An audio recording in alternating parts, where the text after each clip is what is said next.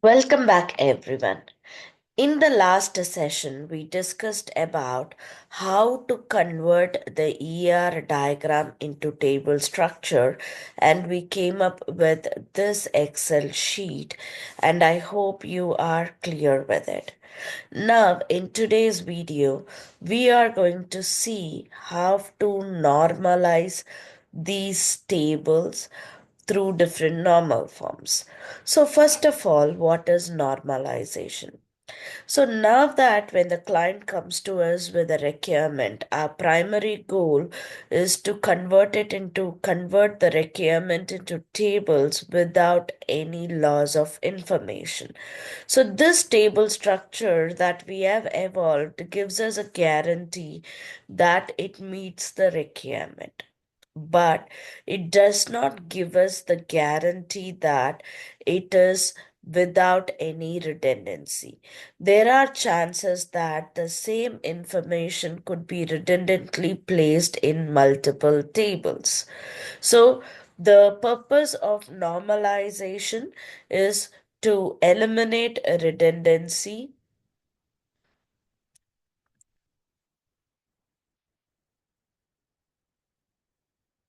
and maintain data integrity. So, that is the purpose of this normalization. Is that clear to you? Good. Now, moving further. So, why normalization? As stated above, one thing is we can eliminate redundancy, we can maintain data integrity. The maintenance of data will be a lot easier, and we can avoid anomalies such as insert anomalies, update anomalies, and delete anomalies. So basically, anomalies, like say, for example, if the student name is present in multiple tables, let's say the student name is present in the student table as well as in the enrollment table, and for some reason the student name has a change. Probably there was a typo and we are trying to fix it. So when you fix it in here in the student table, that alone will not be sufficient if the student name is also there in the enrollment table. Then how many ever occurrences of student name we have in the enrollment table, in all those occurrences we have to go and fix the name. So the name has to be consistently same all over. Even if you miss to correct the name in one place and you correct in 99 other places, it is still considered as an insertion anomaly. So we do normalization and make sure that the name is just put in one place, and when there is a change, you go and fix it in that one place to clear all the problems. So that is where we avoid anomalies. And coming on to the different normal forms, you have the first three normal forms and then fourth, fifth, Boy's code normal form, and so on. But in order to make sure that your table structure is stable, you have to make sure that at least the first three normal forms are adhered to. So that is what we are going to focus on this session. We are going to see if our table structure adheres to the first three normal forms. If not, we are going to make the necessary changes. Okay, are you ready to get into the case study? Very good. Okay, so now what is first normal form? Okay, so when you talk about first normal form, there are three things to take care of. First thing is make sure each table has a primary key. That is the first thing. The second one is each column should be atomic.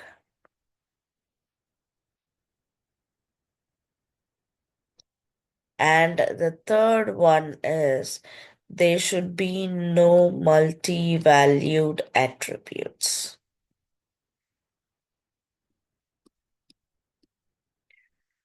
Okay, now let us go into our case study and let us see if all these points are already in place. Okay, so now you already have the table structure in place. Let me zoom it a bit. Okay, fine. So this is going to be our initial design. So let me go up.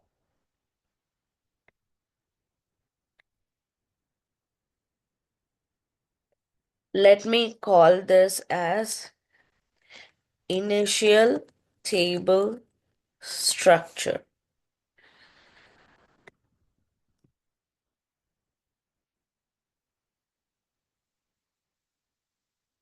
Okay, so now let us get into the first normal form. You can first give a definition of what first normal form is under this first normal form. So, a table is expected to be in first normal form if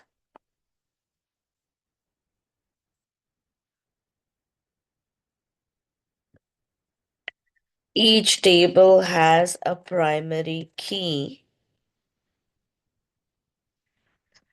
each column is atomic,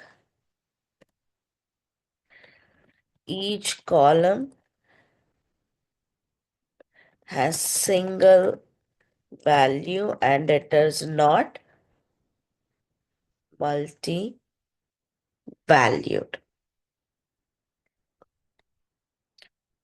Okay, since I have drawn it here itself, since I wrote the definition here itself, I am just going on only to the Excel so that it'll be clearly visible to you.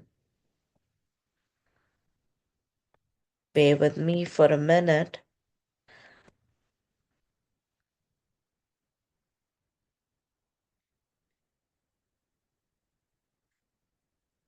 Okay.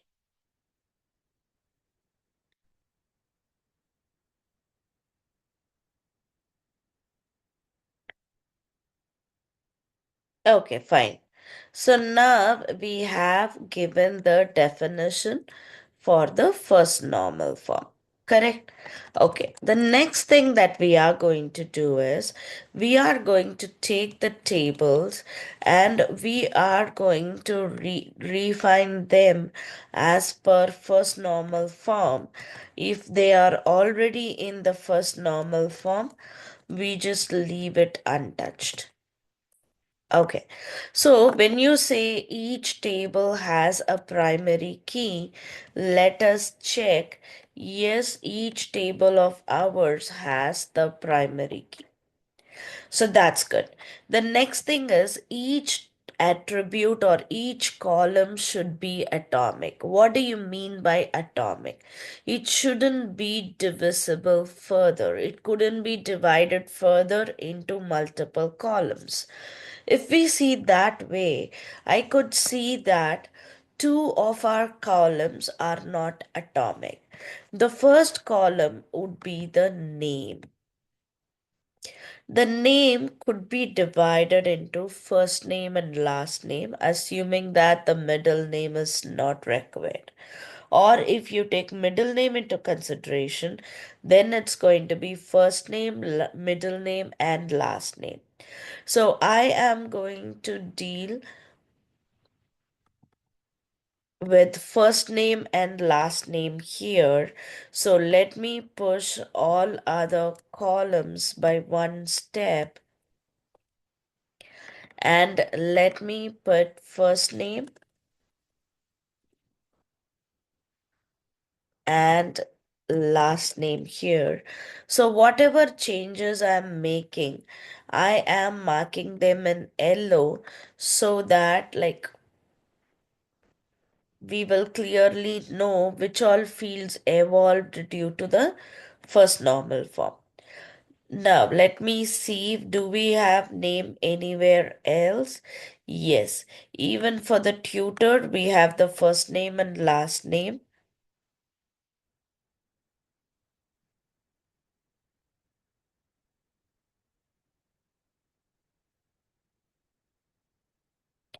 So I am introducing or I'm splitting the name to first name and last name so that it can adhere to the first normal form.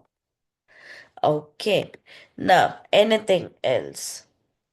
Even if you look at address, address will have the door number, street, city, state, and zip code all together.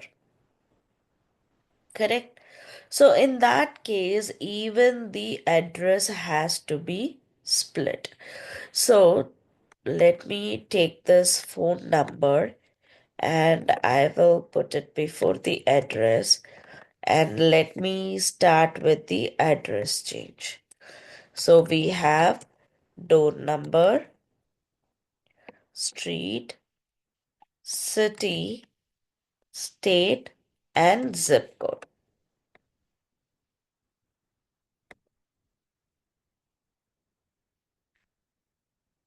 Similarly, let me push address to the end.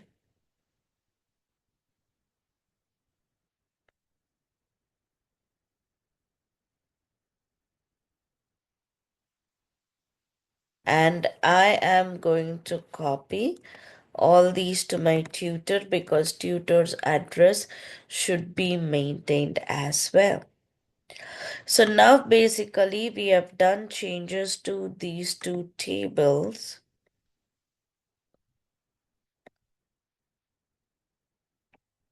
So let me highlight the changes that we have done.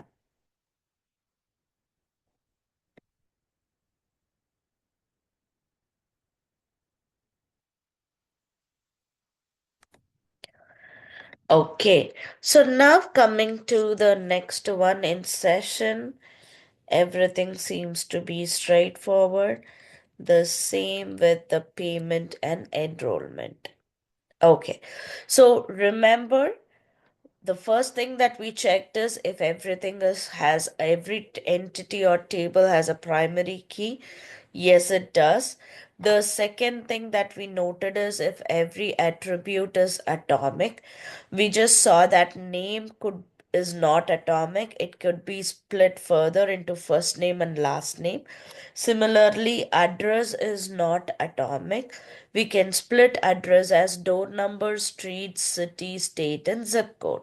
So we have made the changes in these two tables and we have highlighted them in yellow.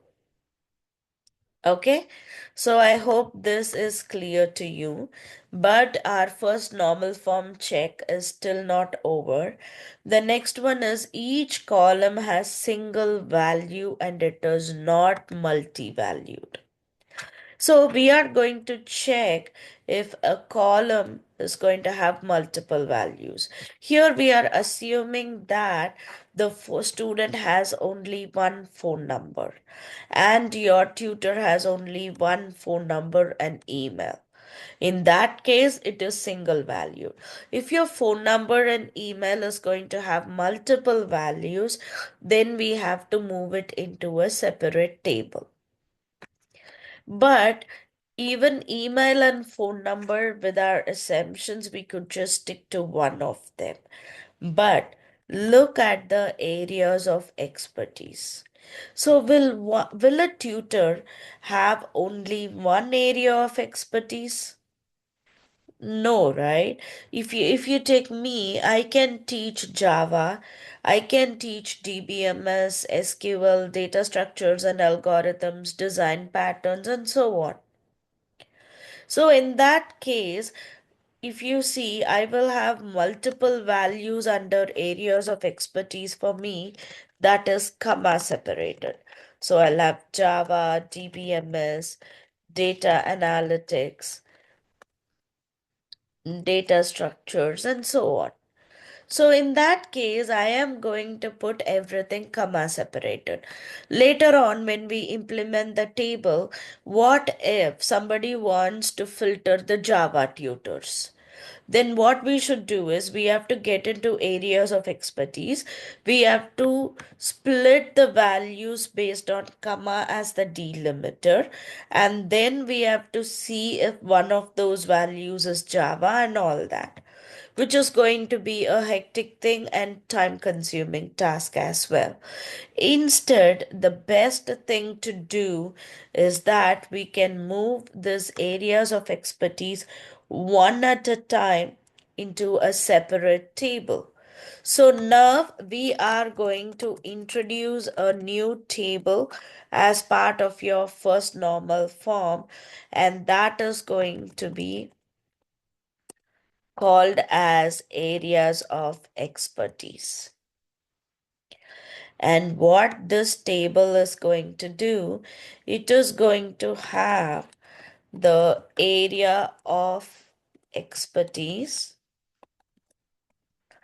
Now, do you see that your attribute became singular? I've already told you that your attributes are meant to be singular. If it becomes plural, then it means it is multi-valued. So area of expertise, it cannot stand by itself.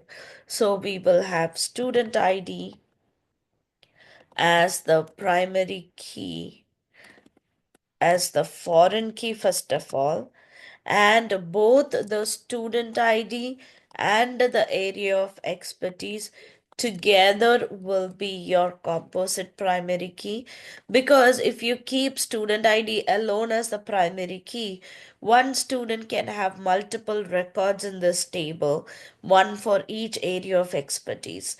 So in that case, the primary key rule breaks because the primary key has to be unique. But if I teach Java, if my area of expertise is Java, then I will have only one record showing that particular student ID. I mean, sorry, tutor ID and the tutor's area of expertise. Correct? So that is why I make it as a composite primary key. Or you can have one more column called expertise ID, and you could have that as the primary key as well. Okay, so now if you split my record, let's say my tutor ID is 1, then we will say 1 Java. And the same tutor can teach DBMS, or their area of expertise is DBMS, and the same tutor will have data analytics. And one again for data structures. So if you see this way, you will no longer have multi-valued attributes here. This column will be removed.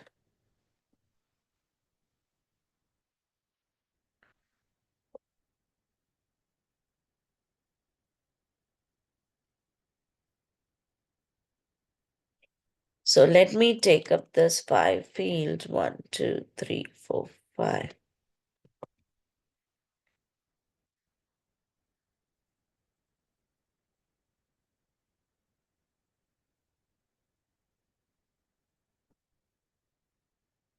Okay, so I've removed areas of expertise from here, and then I created a brand new table called areas of expertise, which is going to have the tutor ID and the area of expertise for that particular tutor. Okay, I believe this is clear to you. So basically, and I forgot to highlight it in yellow, just one second. Okay. So basically, if you see our original table structure, it was violating the first normal form in all three, and not in the first one, in the second two categories. So we just verified if everything has every table has a primary key. Then we just made sure that every column is atomic. If it is not atomic, we just split it into multiple columns. Then we check if there are any multi-valued attributes. Accordingly, we introduce new tables.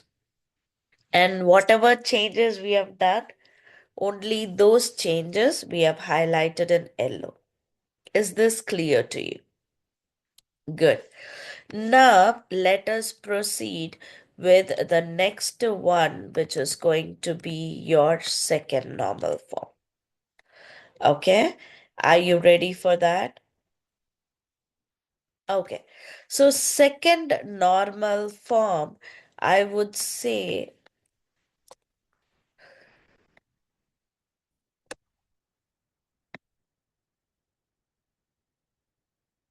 so now coming to second normal form, you can give your definition for second normal form. So, a table will be in second normal form if it is already in first normal form. Remember, your normal forms are stackable. So if I say my table is in third normal form, it is understood that it's in first, second, and third. Because only if your tables are in first normal form, you can start with the second normal form. And only if they are in second normal form, you can start with third normal form. Okay, so a table will be in second normal form if it is already in first normal form.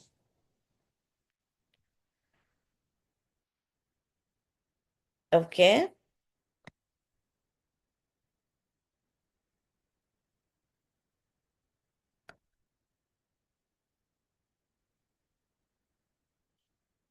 and if it eliminates partial dependency. Okay, so what do you mean by partial dependency? So when you have a primary key in your table, especially the composite primary key, all the columns in your table should depend on the complete primary key and not part of it. Okay, so let me look at our table structure. And when you are taking into consideration, you will no longer take your initial table structure. Instead, you will take the table structure here. Okay, and when I look at my tables, I don't see any partial dependency. Let me give you an example of partial dependency. Okay, let us say in area of expertise, along with tutor ID and area of expertise, I also have the tutor first name included. Okay, now tell me, is my tutor first name dependent on both tutor ID and area of expertise? No, it is not, right? The tutor's first name is dependent only on the tutor ID. Then that's called partial dependency. My columns should depend on the complete primary key and not just part of it. If you have any such requirement, what you will do is you will take up the tutor first name and just leave it only in the tutor table, so that in the tutor table, the primary key is tutor ID. Your first name depends only on tutor ID, so there is no partial dependency here. Okay, so basically, partial dependency is where your columns depend on part of the primary key and not the whole of it. If it is there, you will take it and put it in a table where you have only that particular primary key. Let's say tutor ID. Since my first name depends only on tutor ID, I'll go and put it in the tutor table. If not, I'll create a separate table and I'll put tutor ID as the primary key and first name as the column there. So your second normal form eliminates partial dependency. In my case, I do not have partial dependency because if you look at the enrollment date depends on both student ID and session ID. So I cannot say that the enrollment date depends on only student. Then for which session is it? Or only session because for which student is this enrollment? So in this table structure, I don't see any partial dependency. So I can mark it as the tables are already in second normal form. If your tables are not in second normal form already, then as I did initially, you will copy the entire table structure right from your student to areas of expertise. You can put it in the second normal form, and whichever table has a change, you can highlight that change in yellow. Or if it's specifically just one or two tables, you can just copy those tables alone, put it in second normal form, make your change and highlight it in yellow. Okay, now coming on to the third normal form.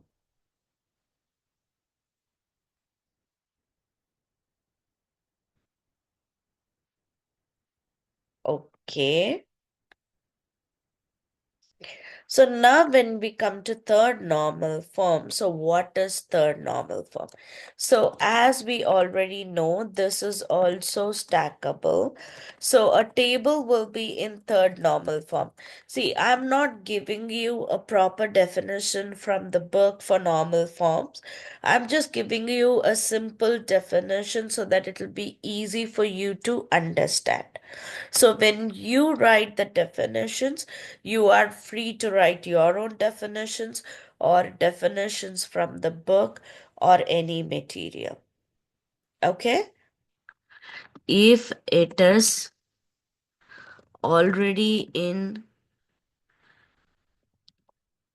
second normal form and if it eliminates transitive dependency. What is transitive dependency? I don't know if you have covered transitive dependency in mathematics. In mathematics, transitive dependency means that if A tends to B and B tends to C, then C tends to A. This is called transitive dependency. And when it comes to your database, we do not expect all three columns which end up in transitive dependency to be in the same table. So, like, say, for example, so let us say you have course and the instructor. So the instructor depends on the course because we need to know which instructor is in which course. That's fine. But let us say there is one more called instructor email. The instructor email depends on the instructor and instructor depends on the course, leading to transitive dependency. So if such an information is there in the same table, then you will have course and instructor in one table and instructor email in a separate table in order to eliminate transitive dependency. Okay, so if column A depends on column B and column B depends on column C, and all three columns are in the same table, then that is transitive dependency, and that has to be eliminated. Is that clear to you? Okay, so now if we look at our table design that evolved from the first normal form, so if you look at the first one, the student table, every column depends only on the primary key, the same with session. So you have only tutor ID. If in case we have any tutor IDs related fields, then there could be a problem. And then you have payment tutor. Good. We don't have any transitive dependencies in our table structure.